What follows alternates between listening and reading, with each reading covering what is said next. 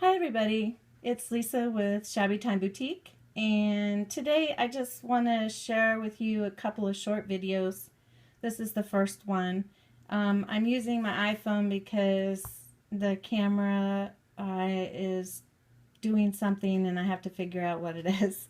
So anyway, I am learning how to use inks, and Tim Holtz this year released these inks called Distress Oxide by Ranger, and they came out in a bunch of different colors.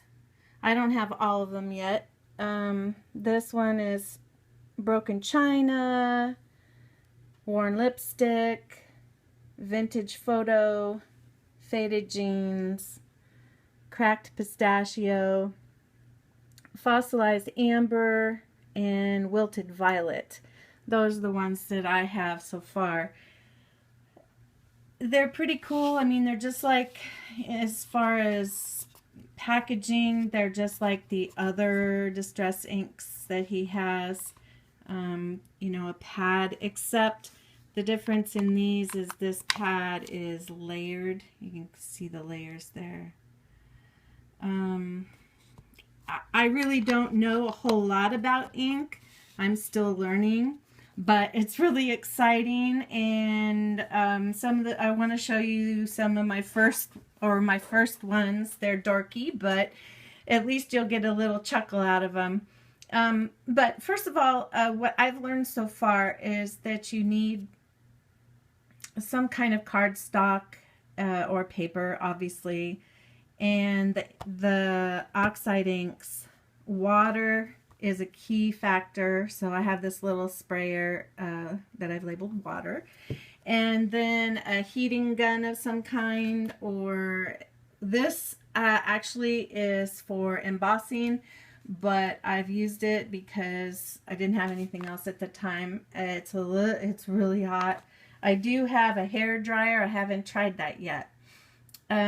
Okay, so anyway, I tried it on a bag because I'm doing a bag swap right now, and I thought that was fun. You actually put the ink onto a mat, a craft mat. You slide it on, and then you spritz it with water, and then you take whatever it is and you pat it or wipe it or whatever, and then it gets the color on there.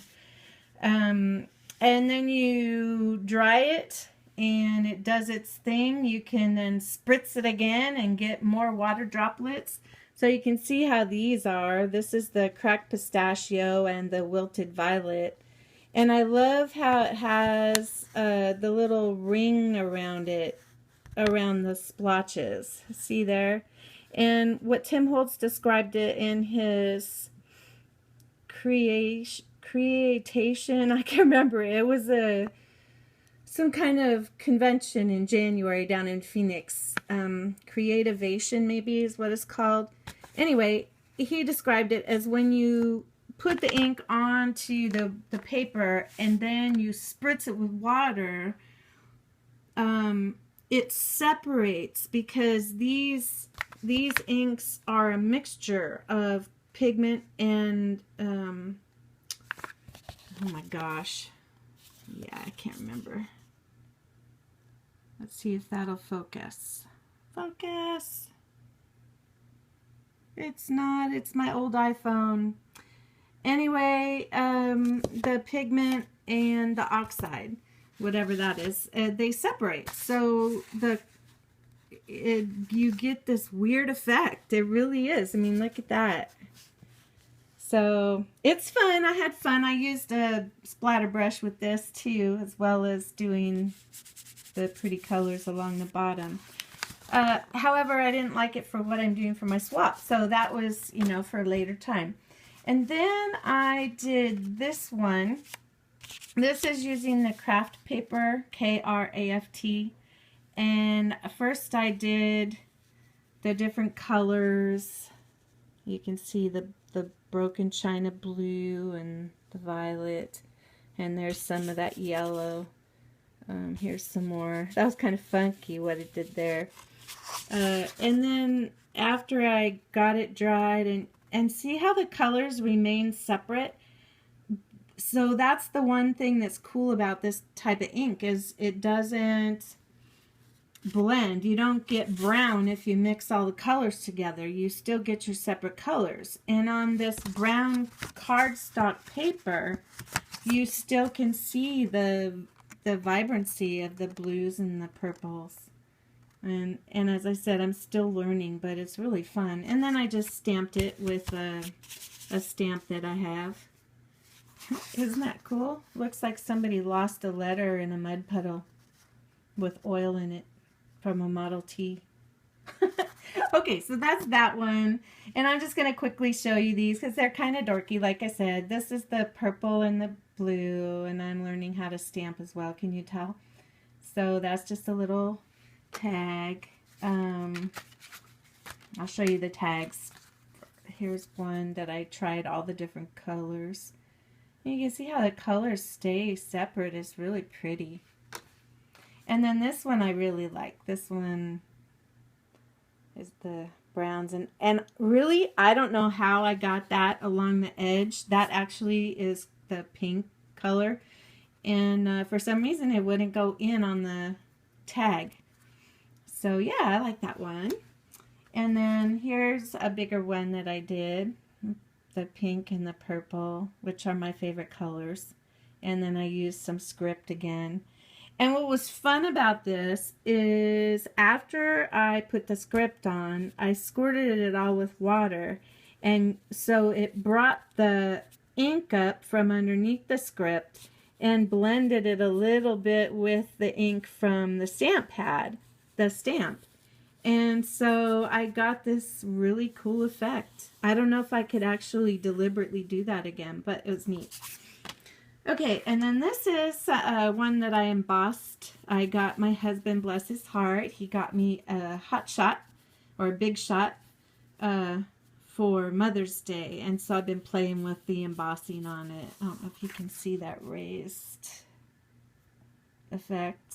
And then I went over the embossing with a stamp, just to bring out the highlights of it. And then I used some of these colors, the cracked pistachio and the pink, and some of the fossilized amber. That was fun. Okay, and then here's a butterfly one I did.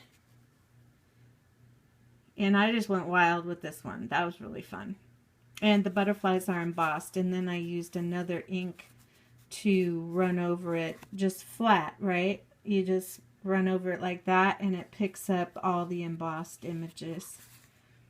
Yeah, that. Okay, and then I was messing around with some embossing and some embossing powder. I've never done that before. I really like that effect. Now I know how they get cards like that.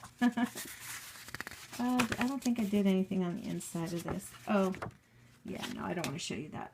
Okay, and then these were some samples that I did when I was first learning. Now this one is the regular inks. This is the Distress ink by Ranger.